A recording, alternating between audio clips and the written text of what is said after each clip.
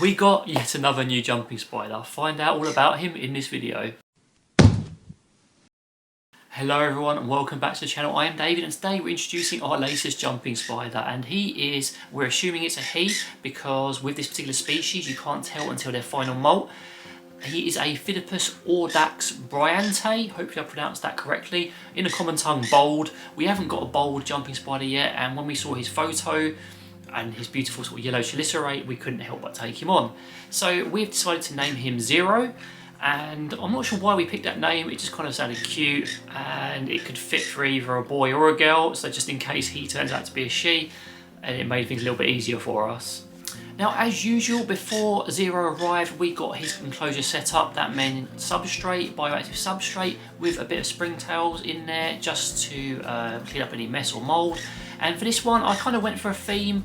It's not my usual sort of theme, it's a little bit different. I just looked at what I had in the boxes, and I went for kind of a beach vibe theme. Now, I can't use sand in his enclosure, I don't think it's very good, so I had to go for soil substrate, but I put a big rock in there, had some sort of colourful bluey, yellowy colours going on, a little rubber duck, and some branches as well, and the usual elements just to make sure he's comfortable, because while I love the theme, I feel that my spider's welfare comes first, so I had to make sure that he has loads of branches, loads of high up things to hide, which is a nice white cloud hide I got from, I think it was Bearded Shrimp, and lots of platforms, including some rings which I got from Elle's Crafty Corner, because Elle's got some lovely stuff on there, so do check her out on Etsy. I'll leave a link for Bearded Shrimp and Elle's in the description. Not sponsored or anything, I just like their products.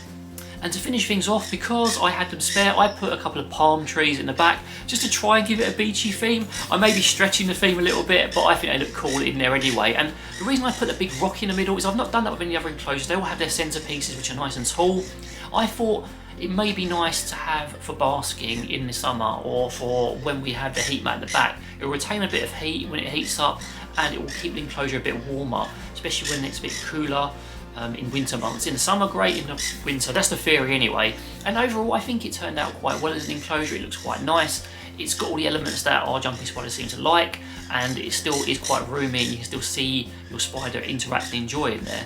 So I've talked about introduced Zero. I've talked a little bit about enclosure. Let's talk about Zero himself. Now, Zero, being a bold jumping spider, has some striking colourings and patternings on his carapace, on his abdomen, and it just looks really nice. And his those chelicerae, they've got this green yellowy colour which I haven't seen before, which does stand out to me, which was kind of attracting me to this species in the first place.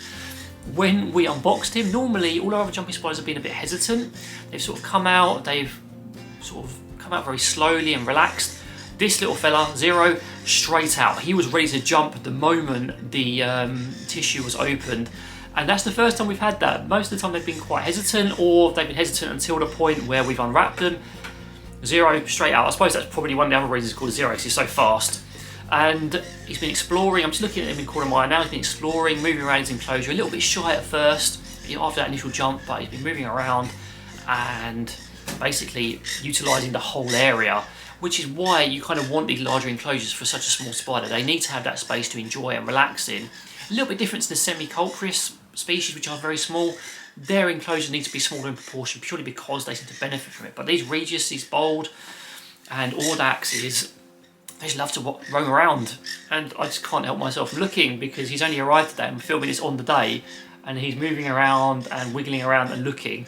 I hope he stays this active, because it really is fun to observe an active jumping spider, and you can help to keep them more active by just providing heat in the right environment. I'll leave a little video on heat now, just in case you're interested. A lot of people ask about these jumping spiders, the different species, and if they have similar requirements. Some do, some don't. For this little guy, it is quite similar to the regius, and we'll be keeping it in a much similar way. Maybe a little bit more humidity initially to see how he adapts to that, because he should be due a molt soon. But other than that, he's going to be quite the same. And yeah, there's not much else to say. I highly recommend looking at your individual species, looking them up on Google, asking your breeder, asking people online, and that way you'll get all the information you need when you get one. So guys, that's it. That's just my brief intro for Zero. If you're hearing some odd noises in the background, I assure you the house isn't haunted. I have my conures in the bedroom while I'm filming again, and they're currently sitting on a drawer I've got half open and chatting, peering in it and peeking. So that's that weird chattering is in the background, if you're wondering. If you have any questions, comments, I'm always happy to hear from you. But in the meantime, from me, Zero, and my naughty conures, take care and see you later.